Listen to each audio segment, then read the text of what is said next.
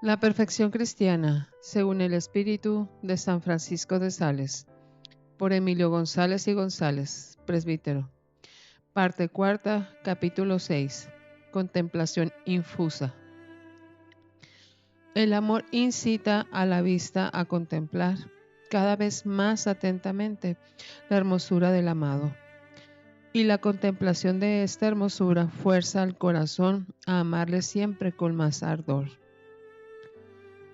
Vamos, carísimo lector, a dar un paso más explorando los caminos de la oración, que es casi lo mismo que decir explorando las sendas de la perfección cristiana, porque los grados y progresos de esta suelen ser proporcionados a los grados y progresos de aquella.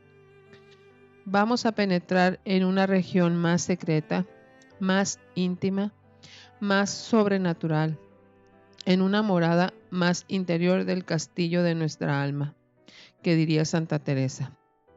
Vamos alumbrados por la luz de la teología mística a introducirnos o siquiera asomarnos a la cámara del vino, a donde el esposo introduce cuando le place a la esposa, es decir, a donde Dios conduce al alma cuando quiere comunicarse más íntimamente con ella, ordenando en ella las efusiones del divino amor.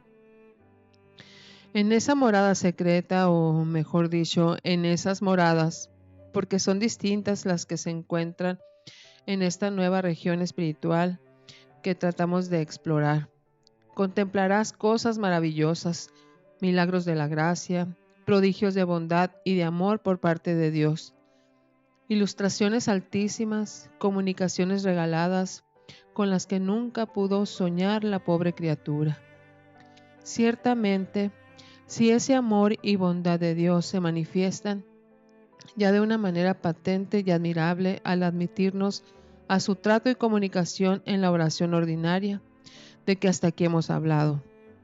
¿Qué habremos de decir de esta otra oración, de esta otra comunicación extraordinaria, mucho más elevada, más amorosa y más íntima, que se da en la contemplación infusa? Te es muy conveniente, alma piadosa, saber algo siquiera de estos caminos extraordinarios por donde Dios a veces lleva a las almas, para que si Él, en su infinita bondad, se dignara elevarte a alguno de los grados de oración de que vamos a hablar, no te encuentres completamente ignorante y desorientada respecto de los caracteres y fenómenos de la vía mística. Y si no tuviera a bien llevarte por esas sendas, te servirán a lo menos estas ligeras indicaciones para que, al contemplar esas finezas y prodigios de amor que Dios realiza en otras almas, le alabes y bendigas por ello, y tú suspiras más y más por verte un día, iluminada con la luz clarísima de la visión beatífica, y por sentirte embriagada con el vino del amor y del goce eterno de Dios en la gloria, de la cual la vida mística, con ser tan excelente, no es sino una pequeña participación, un tenue preludio. Lo primero que debes saber es que los estados místicos que comprendemos bajo la denominación genérica de contemplación infusa no pueden en manera alguna, ni aun débilmente ni por instante siquiera, producirse por nuestros propios esfuerzos. Son enteramente sobrenaturales, producidos de un modo extraordinario y sobrehumano. Solo por la acción de Dios, que dueño absoluto de sus dones y gracias, da el don de la contemplación cuando quiere y como quiere, y a quien quiere, como bienes suyos, que no hace agravio a nadie, según escribe Santa Teresa. Lo que nosotros podemos y debemos hacer con la gracia ordinaria y nuestra cooperación a la misma es disponernos para que, en cuanto esté de nuestra parte, dejar el camino libre de obstáculos a la acción de Dios. ¿Cómo nos dispondremos? Lo primero, purificando nuestro corazón de todo pecado, de todo defecto voluntario y de toda afición desordenada. Después, siendo fieles a la gracia y trabajando por adornar nuestra alma con las virtudes y el mérito de las buenas obras. Seamos sobre todo almas de oración, mortificados, amantes del recogimiento y humildes, sólida y sinceramente humildes. Humildad, humildad, dice Santa Teresa. Por esta se deja vencer el Señor a cuanto de Él queremos. Bien creo que quien de verdad se humillare y desasiere, digo de verdad porque no ha de ser por nuestros pensamientos que muchas veces nos engañan, sino que estemos desasidos del todo, que no dejará el Señor de hacernos esta merced. Se refiere a la oración de quietud y otras muchas que no sabremos desear. Pero si no nos hiciere tal merced y nos dejara siempre en la oración ordinaria y aún en estado de continua aridez espiritual, resignémonos en su voluntad santísima y no queramos otra cosa que lo que Él quiere. Pues, ¿qué hará aquí? Escribe la mística doctora. ¿Qué hará Él que ve que en muchos días no hay sino sequedad y disgusto y desabor? Alegrarse y consolarse y tener por grandísima merced de trabajar en huerto de tan gran emperador, y así se determine, aunque para toda la vida le dure esta sequedad, no dejar a Cristo caer en la cruz. Tiempo vendrá que se lo pague por justo, no haya miedo que se pierda el trabajo. Volviendo a la oración mística, ya hemos dicho que su primer carácter es ser manifiestamente sobrenatural y gratuita. En efecto, es Dios quien la infunde, no somos nosotros los que la producimos. El alma, disponiéndose de la manera que acabamos de indicar, con la ayuda de la gracia ordinaria, puede llegar hasta los umbrales de la contemplación. Pero solo Dios es quien abre la puerta para penetrar en ella, mediante una influencia del todo especial sobre nuestras potencias. Por eso la contemplación infusa se llama y es oración pasiva, en que el alma recibe la luz y el amor, el reposo y el gozo que Dios le comunica. No es el que el alma esté completamente inactiva. En toda contemplación obran Dios y el hombre, la gracia y nuestra cooperación a la misma, pero es más, incomparablemente más, lo que pone Dios que lo que pone el alma. Esta casi no ha de hacer otra cosa, sobre todo en los últimos grados de contemplación, que estar atenta y prestarse a recibir amorosamente lo que el Señor se digna infundirle. De aquí se desprende que el conocimiento y el amor inefables que acompañan necesariamente a la contemplación son del todo infusos y sobrenaturales. No dependen en manera alguna de las impresiones de los sentidos, ni de las representaciones de la imaginación, ni de los raciocinios del entendimiento. Dios, con una luz especial que no es la luz ordinaria de la fe, y con un fuego abrasador que tampoco es la caridad habitual, aunque la presupone, ilumina el entendimiento comunicándole una noticia más perfecta de Dios y de las verdades divinas, y enamora la voluntad encendiéndola en su amor, de tal suerte, como dice San Francisco de Sales, que el amor estimula a los ojos del alma a mirar siempre con más atención la hermosura del amado, y la contemplación del amado, a su vez, fuerza al corazón a amarle siempre con más ardor. Esta es aquella verdadera sabiduría, el más alto don del Espíritu Santo, que con toda propiedad se llama la sabiduría del amor, porque del amor nace y por el amor se posee. El alma, donde no arda esa viva llama del amor, no llegará a la adquisición de aquella altísima sabiduría. Y por eso dijo el apóstol San Juan: el que no ama no conoce a Dios, porque Dios es caridad, es amor.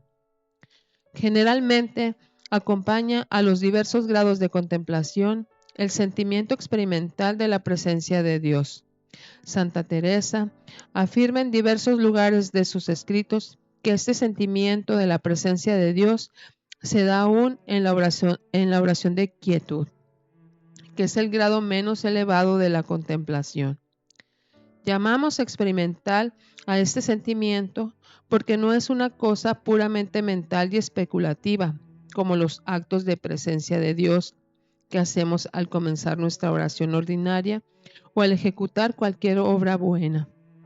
Entonces, ilustrados por las luces de la razón y de la fe, pensamos en Dios, nos acordamos de Él, creemos y concebimos a Dios presente en todas partes, en derredor nuestro, dentro de nosotros mismos, por razón de su inmensidad. Pero en la contemplación hay algo más que todo esto. Hay, según las manifestaciones de las almas místicas, a quienes Dios ha puesto en estos estados, cierta especie de sensación espiritual de la divina presencia. El alma experimenta, mientras dura la contemplación, una impresión íntima, misteriosa, de imbibición, de fusión, de inmersión en Dios, por decirlo así. Siente, percibe a Dios dentro de sí misma y está cierta, sin que pueda dejar de estarlo, de que Él le posee y es poseída de Él. Dichoso estado, en verdad, que no parece sino un prenuncio, una prenda amorosa, una participación anticipada de la posesión feliz de Dios en la gloria. Ahora, lector piadoso, vamos a explicar siquiera, sea muy someramente, los diversos grados de la contemplación infusa, siguiendo entre las diversas clasificaciones que nos ofrecen los autores de mística, la clasificación clara, exacta, breve y razonable que nos da Santa Teresa en el libro de las moradas o castillo interior, otros muchos grados intermedios que distinguen algunos escritores, no son sino modos o matices diversos de un mismo estado místico. Según la Santa Doctora, la senda de la contemplación sobrenatural comprende 4 grados o etapas fundamentales que son la oración de quietud, la oración de unión, el éxtasis o unión estático y la unión transformante o matrimonio espiritual. Oración de quietud. Como preludio o vestíbulo de la oración de quietud suele darse lo que llaman los místicos el recogimiento infuso, que es un retiro o concentración de las potencias al interior del espíritu, atraídas no por diligencia propia, sino por la sola acción de Dios, el cual las llama a este recogimiento con un silbo amoroso, tan suave y tan eficaz al mismo tiempo, que no está en la potestad del alma el resistir. En este género de oración no quedan suspensas, es decir, no pierden su actividad natural, las potencias ni los sentidos, por lo cual no se debe obligar al entendimiento a que suspenda todo trabajo de meditación, todo discurso, si se siente suavemente y sin violencia inclinado a meditar y discurrir. En este estado no desaparecen del todo las distracciones y divagaciones de la imaginación. Es el recogimiento infuso, el tránsito, el salto, digámoslo así, de la oración activa a la oración pasiva, de la sobrenatural humano en donde tiene cabida nuestra diligencia propia y la determinación de nuestra voluntad, ayudada por la gracia ordinaria, a lo sobrenatural sobrehumano, que es obra exclusiva del Espíritu Santo, mediante la influencia extraordinaria de sus dones, a donde no puede llegar el esfuerzo propio. Es, en una palabra, el recogimiento de que venimos hablando, el paso de la ascética a la mística. Al recogimiento infuso después de un periodo más o menos largo de tiempo, que no es igual en todas las almas, sigue la quietud. Oración enteramente sobrehumana, más aún que la oración de recogimiento. La quietud se caracteriza por la suspensión de la voluntad que queda cautiva bajo la influencia de la acción divina. Tan penetrada se siente del divino amor que no puede amar otro objeto sino a Dios, cuya presencia experimenta dentro de sí, viéndose por ello con frecuencia inundada de gustos sobrenaturales que, infundidos primeramente en el espíritu, redundan luego también en el cuerpo. Todo el hombre exterior goza de este gusto y suavidad, dice Santa Teresa. En este estado de quietud, solo la voluntad está cautiva del amor. El entendimiento, la memoria y la imaginación, aunque sosegados y como sobrecogidos por el sentimiento de la divina presencia, quedan en libertad para obrar, discurrir acá y allá, lo cual es a veces obstáculo y causa de turbación para la quietud de la voluntad. Santa Teresa, hablando del entendimiento, y lo mismo debe entenderse de la imaginación, da este consejo práctico. Ríase de él y déjelo por necio y estése en su quietud, que él irá y vendrá. La voluntad se la traerá sin que os ocupéis. Las oraciones designadas con los nombres de embriaguez espiritual, sueño de las potencias y silencio espiritual no son sino matices o variantes de la oración de quietud en un grado algo más elevado, en el cual no solo queda suspendida la voluntad, sino también el entendimiento. Por no alargar demasiado este capítulo, no nos detenemos a explicarlas aquí. Oración de unión. Hablando la mística doctora de la oración de quietud, escribe estas palabras. Entiende el alma por una manera muy fuera de entender con los sentidos exteriores que está ya junto cabe su Dios, que con poquito más llegará a estar hecha una misma cosa con él por unión. De esta unión, que sigue inmediatamente a la oración de quietud, es de la que vamos a tratar ahora. Es un grado intermedio entre la quietud y el éxtasis. En la oración de unión, que también se conoce con los nombres de unión simple, unión plena, unión de todas las potencias, unión semi-extática, es tal la abundancia de luz y de amor que Dios infunde en el alma, que quedan suspensas, es decir, ocupadas en él y unidas a él todas las potencias interiores.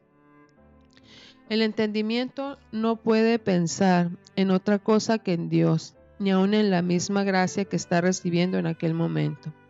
Aunque entiende, no se da cuenta de cómo entiende, limitándose a recibir la luz esplendorosa que le inunda y a contemplar a la claridad de la misma el objeto divino que se le manifiesta. La voluntad se une a Dios con tal fuerza de amor que ninguna otra cosa puede amar, y lo posee y lo aprieta en una unión tan estrecha y tan suave que se desentiende de cuanto la rodea y de sí misma, para entregar todo su afecto al amado dulcísimo. En consecuencia, la memoria tampoco se acuerda de cosa alguna fuera de Dios. A esta mariposilla importuna, dice graciosamente Santa Teresa, aquí se le queman las alas, ya no puede más bullir. Lo mismo acontece a la imaginación. Los sentidos externos no quedan enteramente ligados, como en el éxtasis, pero por una relación psicológica, al quedar suspendida la imaginación, ha de producirse cierto grado de suspensión en los sentidos del cuerpo, y en efecto, así sucede como refiere Santa Teresa.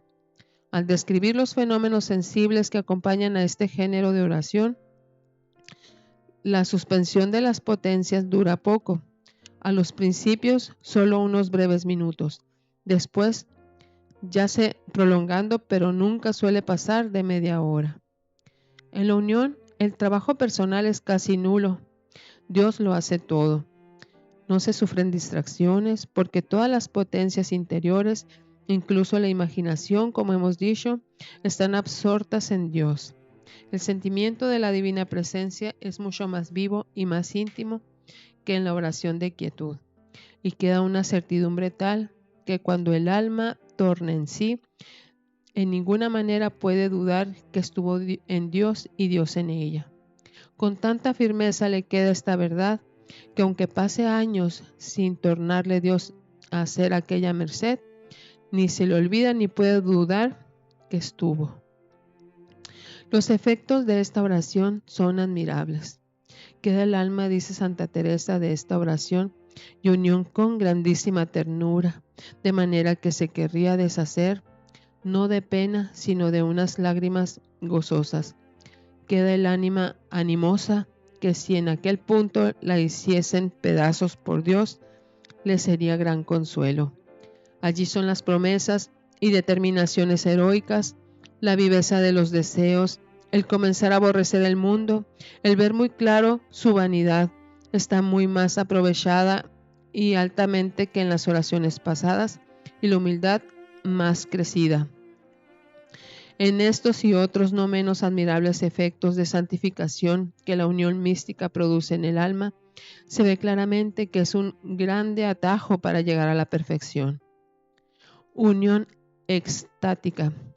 Se llama así aquel grado de contemplación infusa en que el exceso de luz, de amor y de gozo es tal que no solo quedan suspensas las potencias interiores del alma, como en la oración de unión, sino también los sentidos corporales, siendo a veces tan completa la enajenación de estos que la persona durante el éxtasis ni ve, ni oye, ni siente, aunque le produzcan una incisión o cauterio. El simple éxtasis, llámese también arrobamiento, en él la enajenación de los sentidos prodúcese suave y paulatinamente, mas en ocasiones la suspensión de las potencias y sentidos viene con tal rapidez e impetuosidad que no hay manera de resistir. En ese movimiento súbito del espíritu suele ser también arrebatado el cuerpo y siéntese elevar del suelo, cual si fuera leve como una pluma. Esto es en el rapto. Todavía puede darse en el éxtasis un grado mayor de intensidad. A veces el arrebatamiento del alma a Dios es tan impetuoso y vehemente que parece va a salirse el alma del cuerpo, lo cual al principio causa al sujeto gran temor. Esta modalidad del éxtasis se conoce con el nombre de vuelo del espíritu. Los efectos de santificación que produce la unión extática son análogos, aunque en un grado más perfecto, a los que causa la unión simple. Algunos de estos efectos son las señales más seguras para discernir los éxtasis divinos de los diabólicos. Estos son los producidos por el demonio, que, transformado en ángel de luz, puede parodiar, y lo hace en ocasiones, la obra divina, imitando las apariencias del verdadero éxtasis. Estos efectos y señales son principalmente los siguientes. El éxtasis divino, número 1, da un admirable conocimiento de Dios, de sí mismo y del verdadero valor de las cosas creadas. Número 2, deja en el alma gran paz y sentimiento de profunda humildad. Número 3, causa en ella un ardiente deseo de servir a Dios, de hacer actos heroicos de virtud y de padecer por su amor. Quisiera tener 1000 vidas para emplearlas todas en el servicio de su divina majestad, y que todas cuantas cosas hay en la tierra fuesen lenguas para alabarle. Número 4. Engendra un maravilloso desprendimiento de sí y de todas las cosas, pareciéndole objeto de asco todo lo de acá, en relación con los bienes espirituales y eternos. Número 5. Finalmente, y esta es la señal más infalible y el efecto principal al cual vienen a reducirse todos los demás, produce admirables progresos en las virtudes todas, operando en el sujeto una innegable transformación espiritual que se revela en toda su manera de obrar. Unión transformante. Es la cumbre, el término supremo de las uniones místicas. Llámese también unión consumada, deificación y más comúnmente matrimonio espiritual. A esta unión transformante ha precedido el desposorio espiritual, que es un grado de unión en el cual Dios se comunica al alma en una inteligencia y amor, que implican la promesa del matrimonio y que, enriqueciéndola con virtudes, causan en el espíritu satisfacción, deleite y paz. Este desposorio se verifica en medio de un éxtasis ordinariamente en los raptos. A él sigue el matrimonio espiritual, unión no ya transitoria como las anteriores, sino permanente y estable por su misma naturaleza. No puede explicarse adecuadamente con palabras humanas la alteza y perfección de este estado. En él, el alma experimenta un sentimiento muy íntimo, casi continuo, de la presencia de Dios y de su estrecha e indisoluble unión con él. la cual se verifica no ya en las potencias, sino en el centro del alma, en la misma substancia de ella. El amor ha llegado a su mayor intensidad y la luz, aunque no es desde luego la luz de la visión beatífica, pero sí es una visión intelectual de Dios, de sus atributos, de la Santísima Trinidad, del Verbo encarnado en relación con los hombres muy clara y distinta. Lo más admirable y sublime de este estado es la transformación total en el amado, en que se entregan ambas partes por total posesión de la una a la otra, con cierta consumación de unión de amor, en que está el alma hecha divina y Dios por participación, cuanto se puede en esta vida. Los efectos de esta unión y transformación son unos comunes a los de las uniones precedentes, aunque producidos con mayor intensidad.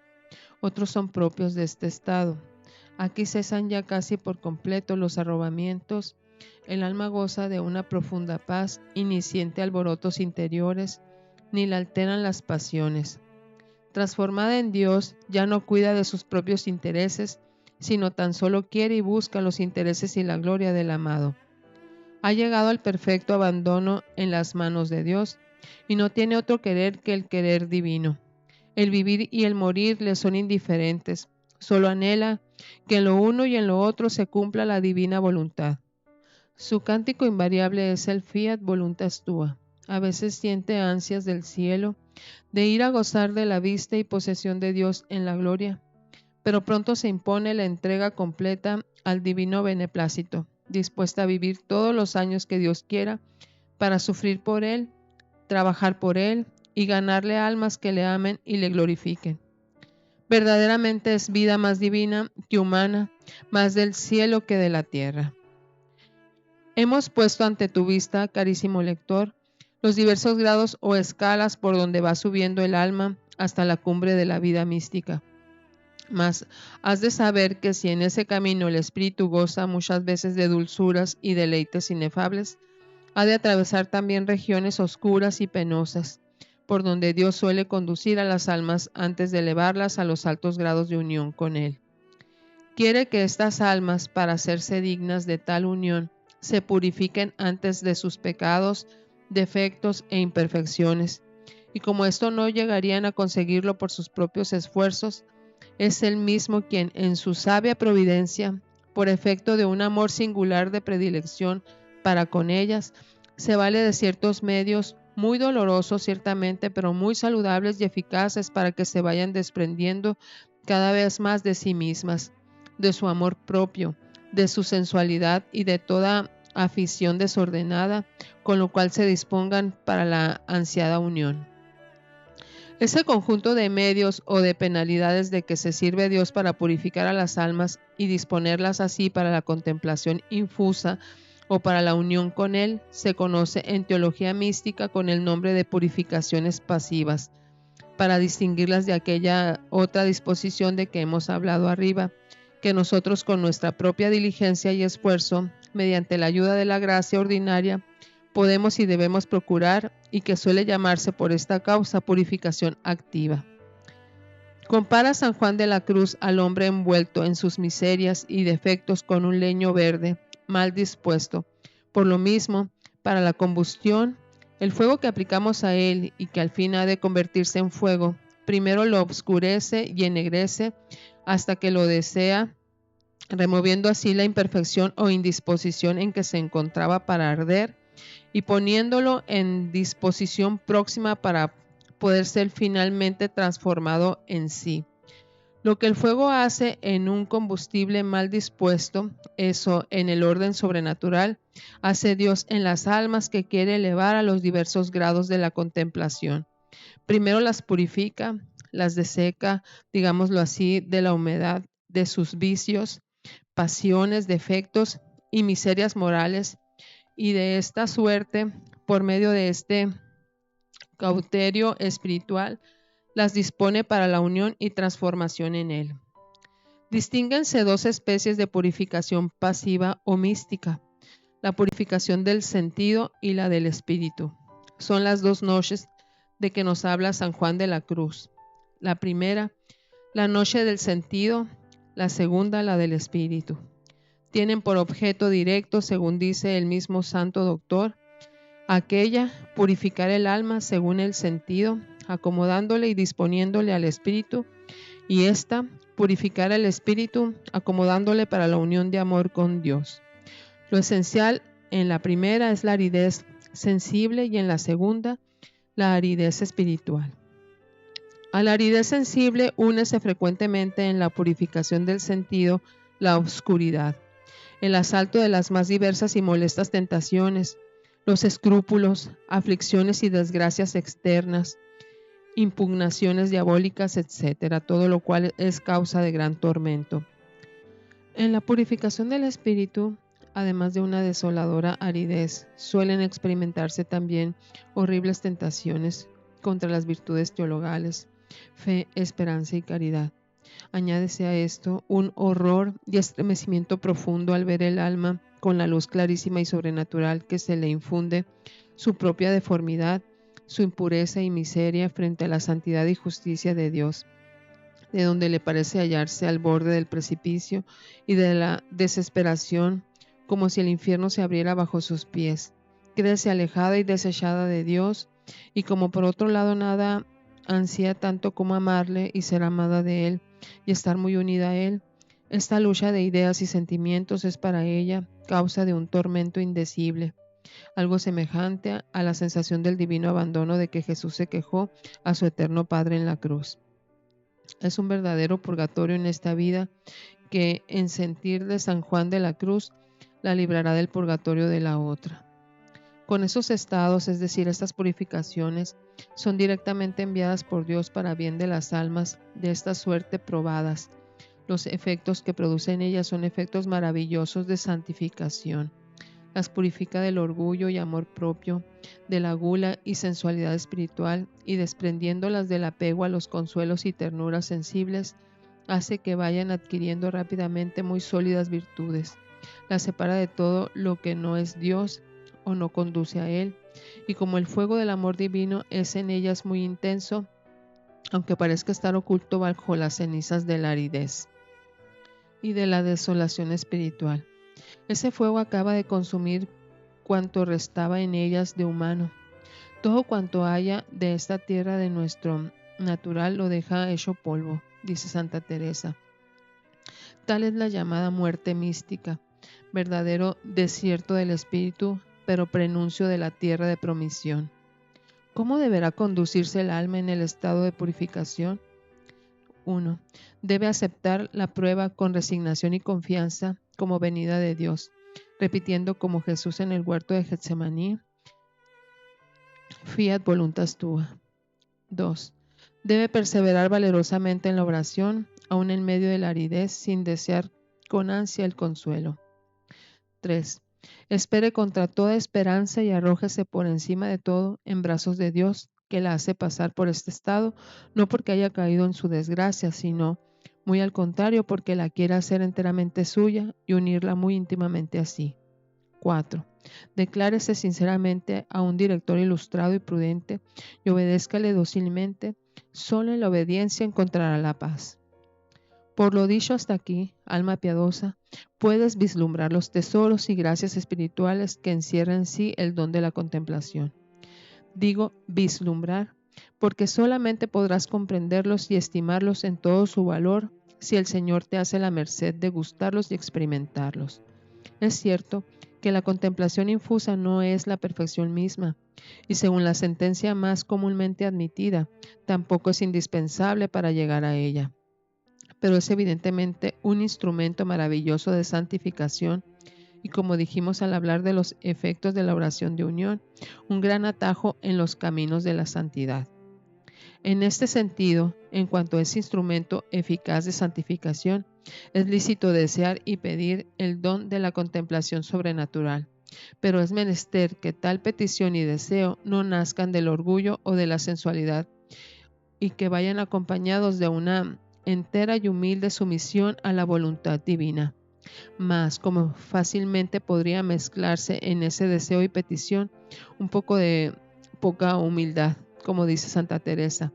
Creo, lector carísimo, que lo más seguro es ponernos en las divinas manos, dejar a nuestro Señor que haga en nosotros y de nosotros lo que sea su voluntad, que nos lleve por los caminos que a Él quiera, pluguiere, y mientras tanto procurar nosotros con toda diligencia y esmero ser fieles a su gracia y mediante ella ir adelantando en las virtudes, y así, en cuanto está de nuestra parte, hacernos dignos de ulteriores mercedes, por si el Señor en sus amorosos designios tuviera a bien concedérnoslas. Resolución. Me esmeraré en irme purificando de mis defectos y progresando en las virtudes mediante la oración y demás ejercicios ascéticos recomendados en este libro, aspirando continuamente a conformar mi voluntad con la divina, y por lo que toca a la vida mística, me abandonaré enteramente y tranquilamente en las manos de Dios, que sabe mejor que yo es el camino que más me conviene. Jaculatoria. Oh Dios mío, oh Espíritu Santificador, cualquiera que sea la senda por donde me llevéis, concededme un alto grado de amor de vos y una perfecta unión de mi voluntad con la vuestra.